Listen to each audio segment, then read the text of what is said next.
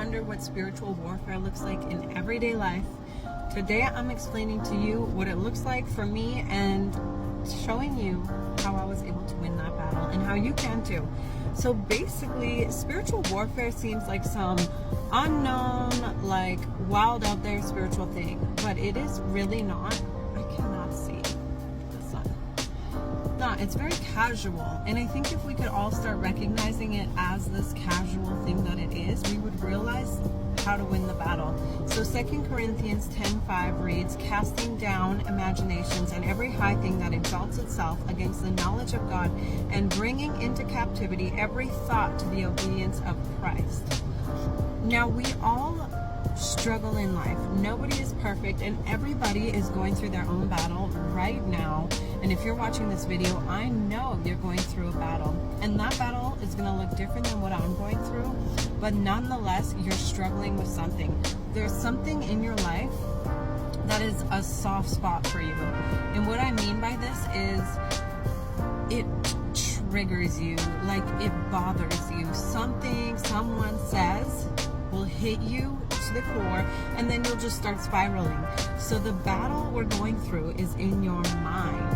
And so 2 Corinthians says we must take every thought into the obedience of Christ. So that means that one spot for you, or maybe it's 10, 20, 30, whatever it is, but I mean that trigger for you, which causes your thoughts to spiral, that is where the warfare begins. That is where your battleground is. It is always, always in your mind. It starts in your mind, and it'll come to life. It'll sprout from there, but the root is in your mind. So the battle needs to be won in your mind as well. So you cast down those imaginations, you pull those high things down that exalts itself above the word of God, and you begin to speak the truth and the word of God above what your mind says, because you know who's speaking into your mind is the enemy. So our job is to cast down every imagination that exalts itself above the word of God. Speak the word of God into that situation and over that situation and pull it down. So if that looks like for you money problems, then you need to immediately change your thought and begin to speak out loud what God says about your finances. Or maybe it's your marriage. Maybe your husband really bothers you.